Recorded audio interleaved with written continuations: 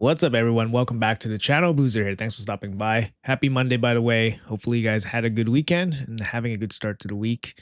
Good morning. It is time for some Plarium news here. We got a little bit of an announcement in regards to the upcoming Summon Rush. We do have a Summon Rush happening tomorrow. This is Summon Rush 2. There's going to be 15 fragments in this summon rush.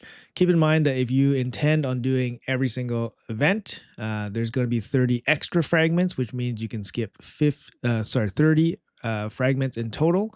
Some of you may be planning to skip this summon rush, or some of you may be planning to go for this summon rush. Let's check out what Plarium has in store for us alongside this summon rush tomorrow. And it looks like we have two separate summon rush events. So two different progressive events, 15x chance on your champion of choice. Let's go over some of these champions here. So on day one, we're looking at Pelops the Victor, Masahiro the Belmonk, Armans the Magnificent, Ragash, Stultus for non-voids. For the voids, we got Galut, Son of the Pact, Odin, Father, and Tunisia. So some interesting champs here. Honestly, all these champs are very good in their own right. So let's check out Pelops the Victor here. So Pelops, one of the fusions from this year, very strong fusion. I believe was also a free promo champion for brand new players at one point. I'm not too sure if those promos are still alive. But yeah, really strong champion, offers a very strong mix of survivability mixed in with a little bit of damage. Also, we got a decreased attack on the A1 that's very good against bosses. You got the A2 here. This attack can deal quite a bit of damage if you stack it up all properly. So obviously going for the max amount of debuffs on the boss or an enemy, and then you hit them with this ability. It can be quite big. And then this ability is also very strong. This Magma Shield can be used with Titus teams if you don't have the Valcardic Heart. So it gives you a little bit of extra damage with the Magma Shield. Also has some team-wide mitigation here with the 20% reduction in damage. His passive's also extremely strong. He's immune to stun, HP burn, and petrification. He has 100% chance of placing HP burn when he is hit. That's amazing. And then when enemies hit him, they also have a 50% chance of getting petrified. This is crazy ability. One of the first Argonites, and yeah, very, very strong fusion and very, very strong Argonite. Up next, we have Masahiro the Belmonk on day one. Masahiro is going to be famous or infamous for my account because this is one of the fusion. This is the only fusion I've missed on my account, my main account. In the nearly 6 years I've been playing this game, I missed him by 5 fragments. I don't know where, but I don't have this guy, so I'm missing some fragments for him. Obviously can't buy it, but it is what it is. If I pull him, that's great. He's got an A1 AoE, very nice ability. Obviously can be paired with like hex sets, stun sets, provoke sets, or whatever. Decreased crit rate here for the debuff. He's got an A2, 3-turn cooldowns. A single target hit has a 100% chance of transferring all debuffs from all allies. So it's effectively a team cleanse, but it's better than a cleanse because you're taking all the debuffs and you're putting it onto one enemy. Also, it heals all your allies and places a strengthen on everybody. So on a 3-turn cooldown. This ability is actually really insane. For a non-void, non-mythical champion, it's effectively a team-wide cleanse with an attack and a heal and a strengthen. Not to mention the debuff transfer. It's pretty crazy. And then lastly, he has a revive all dead allies, but it's also an attack. It's an AoE attack. It's also a stun and a block buff. So it's an AoE stun, AoE block buff. Against bosses is an AoE decrease attack, decrease speed, and an AoE block buff. So they took away the stun, which doesn't work against bosses, and they gave you decreased speed, which is crazy good. It is on a 4-turn cooldown, but I mean, it's a team-wide revive also. Just a crazy ability. And of course, you can use this ability even if you don't have any champions to revive. So even more flexibility there. So just a really nice kit. And then his passive, allies receive 1% less damage for each turn taken by enemies. Just assume this is going to happen. So 15% damage reduction, which is great. And then if allies are revived by this champion, they're immune to this hard CC stuff. So then it gives your teammates a higher chance of getting a turn getting a turn to use their abilities. And then lastly, we got this weird speed for force allies only in all battles, but that's fine. Yeah, crazy kit, great reviver and all that. Luckily, my account's like kind of beyond this guy to be super, super useful, but I mean, he has a great kit, great value. So I wouldn't be too upset if I pulled this guy. for my account. Up next, we have Armans, the Magnificent from the Barbarians. So Armans here, 2 anniversaries ago, this guy was the creme de la creme, right? He's the best of the best, the champion you never want to see in PvP. Now, for PvP nowadays, you probably never see this guy. He's very ineffective against the Mercurial meta. He kind of started falling off when people started to use the Wand of Submission to counter him, which is crazy. But he has one of the craziest abilities here, the 3-turn AoE, turn meter steal with the AoE stun. This is just like one of the craziest abilities. It's still obviously insane against PvE, so if you need him for wave content, he can help you carry you wherever you need to, like Hard Doom Tower, for example. And then this ability is still really strong. Unfortunately, just not very good against the Mercurial meta. Still an insanely strong champion, and depending where you are in the arena, he might still be very effective for you. Up next, we have Ragash. Ragash from the Skinwalkers here. For some reason, Ragash gets offered a lot in these progressive events. Now, Ragash, he is still a very decent kind of like damage dealing CC champion. He can CC the enemies with this really nice ability, 3-turn AoE decreased defense with a stun. That's very strong. He has self-buffing increased defense on his A1. And then he also has a team buff here on his A3. His passive gives him a little bit more damage if the target has less defense than himself, and he passively places a veil for 1 turn on the ally with the highest attack. Now, the problem with Ragash is that he just doesn't hit hard enough. He doesn't have ignore defense in his kit or anything like that. 20% extra damage is not really anything. So he's just not going to be doing enough damage, but if you used him for crowd control and decreased defense, he can definitely pitch in some extra damage if you build him up for damage as a more support-ish champion. But if you build him for pure damage, sure, he can hit a little bit, but he's not going to hit as hard as some of the other champions around. He's also in a pretty stacked faction in terms of damage dealers. I mean, you would use probably some Wukong over Ragash for Spirit Affinity, and then obviously Marius is here. Lastly, for the non-voids, we have Stultus Dragonbane. Stultus is still going to be one of the main champions you're going to be using for hard dragon. Once you get to the boss, the passive from Stultus will just keep sending the poisons back to the dragon, which is amazing. The best thing about Stultus for that kind of work is that he doesn't need books, he doesn't need accuracy, he just needs to survive so that the dragon doesn't kill him, and then he just keeps reflecting the poisons back to the boss, and that's what's going to kill the dragon. So Stultus is still really good, especially when you're making your way into hard dragon. Otherwise, you can kind of use him for like AoE crowd control. You can use him for a little bit of damage. He does have increased defense, and then he can pitch in a little bit of damage with his double AoEs. But he's not going to hit as hard as a lot of other champions. Moving on to the Void champions, we are looking at Galut, Son of the Pack from the Orc faction. This champion is pretty solid. He has an interesting passive here. Every 10 debuffs this champion's team receives, not just himself. He activates Blood of the Pact. So he activates this, which is a full team cleanse, big heal, and then a big shield and a fortify.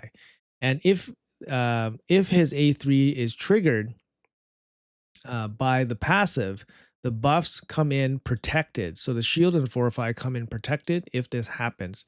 So he can be really strong in the right setting for PvE content, for example. Even against some PvP teams, he could be very strong also. Otherwise, his kit is pretty solid, but nothing crazy. His A2 here on a 3-turn cooldown gives you an AoE stun and decreased defense, similar to Ragash. If you miss the stun, you reduce the turn meter instead. And then his A1 here has a chance to decrease the duration of all the buffs on the target. Also has a chance to place block buffs. Generally a pretty solid Void champion, probably really good for Orc-centric teams, but I would say more PvE focused than PvP focused. And then after that, we have Odin, Father from the Barbarians. I would love to have this guy on my main account. I have a 5-star blessing for him waiting for literally years. I recently pulled him on my alt account. I just finished building him, getting his masteries and stuff. So I got to build him out. Still extremely strong for today's PvP meta. 9-piece Mercurial. This guy is absolutely nuts, especially with his passive. Every 9 turns, places block damage on your whole team with the buff spread. Just crazy. So it's just extra layers of protection if you give him 9-piece protection. He's got this really nice 3-turn AoE strip with decreased defense and stun, very strong. And then this big single target nuke with the revive, huge swing ability here, if you can get that to work out. And then he's got the big void speed in arena battles. And then lastly, for day one void champions, we have Tunisia from the Skinwalkers. Tunisia, what people would probably want her for is to empower Marius. She's okay in her own right. For some reason, her AoE HP burn A2 can go through Poison Cloud. I don't know how that works, but hey, that works. And yeah, she's okay. She's okay. But I think for a Void Legendary in 2026, you definitely want something else. But yeah, she's going to be up for grabs. Also, I'd say for day one, if depending what you're looking for, some of these champions are really good. It just really depends on your account. For me, Odin would be pretty prime pickings there, and I would probably go for Master Hero since I don't have him. I have everybody else. But it really depends on your account, which one is best. I would probably pass on Ragash regardless of your account. Pelops is really good if you don't have him. And like I said, Master Hero as a general carry is really good. Armans as a general carry is still very good. So that's where I'm leaning on day one. Now let's talk about day two here real quick. We got Harima on deck being available for this 15x. Harima, still decent defense-based damage dealer, has a really nice passive here, which makes ignore defense effects less effective. Obviously, this is really strong. She does have a multi-hit ability on his A2, triple hit single targets. When she uses this ability, her defense increases and then the target's defense decreases. If she kills somebody, she's going to activate her AoE ability, which is a AoE provoke. She also has this nice little passive here, which gives you some extra advantage against demon spawns. I kind of like using Harima against Carnage, for example, but to be honest, Harima just doesn't get too much use nowadays outside of PvE content, at least for my account. So up next for the non-voids, we have Nolson, the Bronze Bull from the Argonites. Nolson here. All right. HP based Force Affinity. Got an A1, destroy max HP and a turn meter boost on the A1, decent. It's got an A2 here on a 3-turn cooldown, single target hits, ignores 50% of the target's defense, and Stone Skin if this champion's HP is greater than the target, most of the case, probably since he's HP based. If the target is killed, instantly activate hard-earned confidence. If the target survives, heal all allies by an amount equal to the difference between the target's current HP and max HP.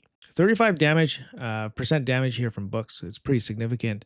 But yeah, this is a interesting ability. I haven't got a chance to test this guy, whether he actually hits. So I'm not too sure. One of the newer champions in the game. And this is hard-earned confidence. On a 4-turn cooldown, is an AoE attack with a 100% chance to provoke. Will ignore 50% of the resistance against targets whose max HP is lower than this champion. Okay. And then places counterattack on himself. So if he kills somebody with his A2, he comes in with a AoE provoke and counterattack. That can be pretty strong. Unfortunately, 4-turn counterattack's a little bit hard to cycle through for areas like Hydra. But this seems like a pretty strong ability. His passive, enemies under provoke deal 50% less damage. That's kind of significant. Allies deal 20% more damage against enemies under provoke. Oh, that's pretty nice. And then he comes in with accuracy in arena battles. I mean, I'm really not sure how hard this guy hits. 35% damage here from books looks interesting, although no damage here on his AoE. Single target hits are going to have trouble against Mercurial. I would say this guy probably won't fare too well. Maybe against Stone Skin only teams, he can do okay. But against Mercurial, he probably wouldn't be doing too well. But for the Argonite faction, he seems quite decent. Sticking with the Argonites here, we have Beard the Broad. Beard the Broad. He is... Where is he? Sorry, my mistake. He's actually from the Sylvan Watchers. Here he is, Beard the Broad. Reminds me a little bit of Stag Knight, maybe in his older years. But we've got defense-based support champion here. He's got an A1. Place continuous heal on this champion and the one with the lowest HP. It's okay. He's got an A2 here on a 3-turn cooldown. He's got triple hit, single targets. First hit, 100% chance of stealing all buffs from the target. Second hit, transfers all debuffs. Third hit, applies debuff spread. Interesting. Needs a little bit of setup, obviously, for maximum value. You need debuffs on Baird the Broad. And then the A3 here on a 3-turn cooldown is an AoE attack. Places Provoke on all enemies for 1 turn. Has a 100% chance of placing Pain Link for 2 turns. Pain Link reflects 45% of the inflicted damage. 45% is higher than the base Pain Link, which is 15%, I think. Also places counterattack on this champion and the ally with the highest crit damage for 2 turns. Interesting ability. There's a lot going on here. So he places 2 counterattacks. He does the AoE Provoke, and he does a Pain Link on everybody. I would say this is a pretty decent ability on a 3-turn cooldown. And then he has a passive here. Heals all allies by 40% of the damage dealt to this champion. So similar to like Vogoth. At the end of this champion's turn, places increased defense on this champion for 1 turn. Not bad. Not a bad passive at all. I would say probably, generally an average support, but I can see him being kind of useful. 3-turn AoE Provoke with some healing here, continuous heals here. And then he has basically a self cleanse with the steel. Could be interesting, maybe for faction wars and stuff. Could be helpful. After Mr. Broadman, we have Freya, Fate Weaver from the Barbarians. Freya, very nice champion. I love this champion. Was a guaranteed Deck of Fate champion during Asgard Divide about 2 years ago. Yeah, she's got a 3-turn AoE cleanse, block debuffs, turn meter boost. This ability is very nice. And then she also has a 3-turn increased defense with the big shield. The shield's proportionate to her defense. I love that she places increased defense before she places the shield. And then she has an AoE attack on her A1. It's a Provoke. It's only a 40% chance to provoke, so it doesn't happen very often, but still can be quite strong. She can actually hit pretty decent with her A1 if you build her out just for damage. And she has a really nice passive here. Passively increases her defense. And a really nice active ability that prevents the death of your highest crit damage champion, and then they get instant turn. This can definitely catch people by surprise if there's no obvious champion with the highest crit damage. They maybe can confuse them into hitting the wrong champion, for example. 110 base speed, very nice. You can build her to be your fastest champion. Turn meter booster, of course, can catch some people by surprise. And then lastly, for the non-voids from the Orc faction, we have Matriarch Zarguna. Personally speaking, I haven't really tested this champion at all. It's got an A1 double hit. It's got a bit of a heal on each hit. Each hit also plays a Provoke. It's got an A2 on a 4-turn cooldown, increases the duration of all allied debuffs. Sorry, decreases the duration. So there's a little bit of a soft cleanse. Places continuous heal on all allies. Also places taunt and unkillable on this champion for 2 turns. Now this is on a 4-turn cooldown. I don't think this is a very strong ability, considering that it's on a 4-turn cooldown. It's not a full cleanse, it's only a partial cleanse. And then this ability, the A3, 3-turn cooldown, AoE attack, places shield, 25% of the champion's max HP. That's pretty good. Whenever the shield placed by this champion expires or removed, heals that ally by 15% of the max HP and places strengthen on them. Not too bad. I don't like that it's kind of delayed. I don't think it's too much to ask to have the heal and strengthen happen all at the same time. Shield, heal, strengthen to happen all at the same time on a 3-turn cooldown. There's definitely some negative here for having it being a delayed heal, delayed strengthen. So I would say this is probably a below average ability. And then lastly, passive allies on the shield receive 10% less damage. So that's just not good enough. I would say Zarguna definitely a below average champion.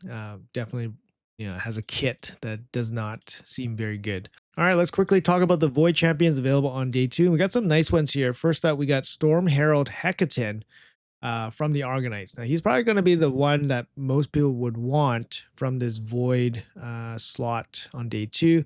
Hecaton here, very powerful champion, especially for any kind of team or wave based. I'll say if you have a strong team to pair with Herald Hecaton, and then if you have a field like a wave, this guy's going to dish out a ton of damage. His passive is absolutely nuts. So whenever an ally with Stormcaller stack placed by this champion, that's a big condition, lands a crit. This champion deals additional pure damage to that target.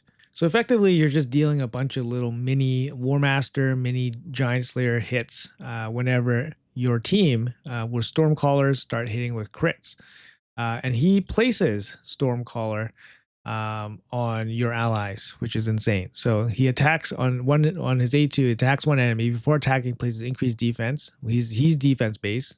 and then one Stormcaller stack on all allies. The attack is always critical if the number of buffs on this target is equal to or less than this champion. He ignores Stone Skin and 50% of the target's defense. Now, him placing the Storm Call on your team gives you tons of team damage from his passive. Like I said, a lot of mini War Master or Giant Slayer little ticks. He self-buffs himself with increased crit rate, block damage, and counterattack, and then he has a turn meter fill for your entire team, 3-turn cooldown. This is a crazy ability also. And his A1, one of the most craziest A1s you could ever see. It's a single target hit. Has 100% chance to provoke and enfeeble. This is crazy, disabling abilities. And then he also has a percentage chance to have these debuffs be irresistible. So you don't even need to focus on accuracy on him if you want to. If each enemy has a number of buffs equal to or less than this champion, attacks all enemies instead.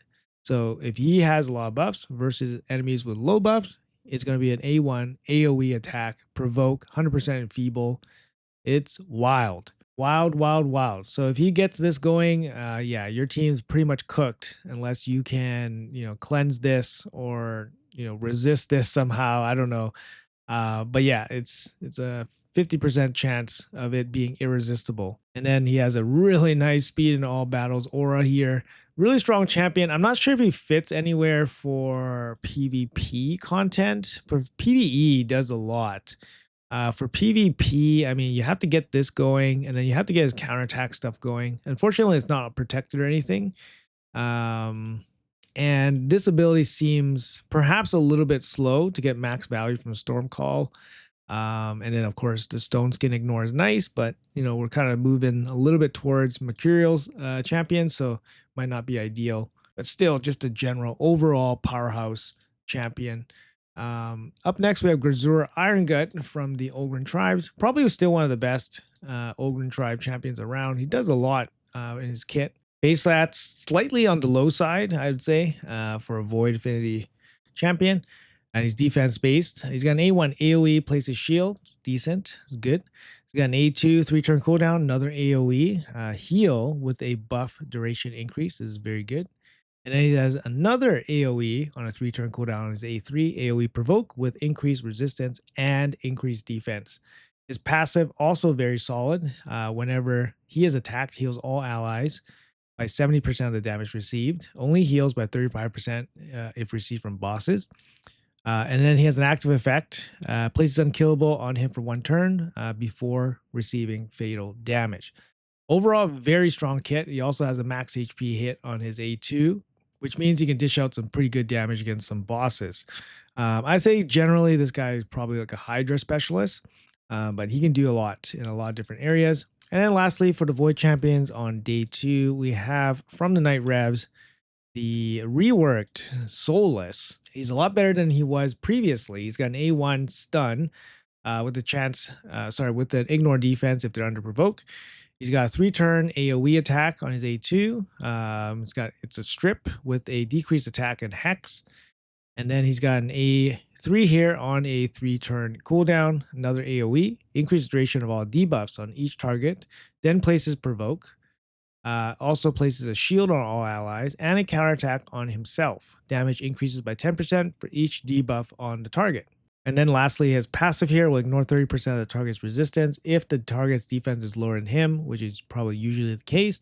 Also deals 25% more damage to targets under provoke. So yeah, pretty good rework here. He can actually hit pretty hard with a decent amount of setup here with the debuffs.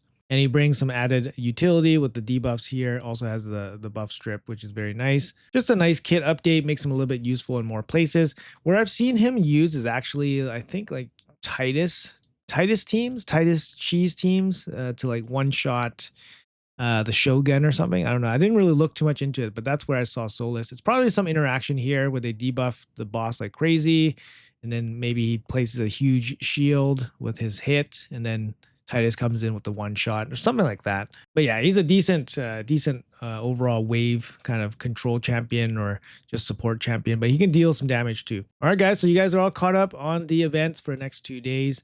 Personally speaking, I'm not too sure which day I would probably pull on.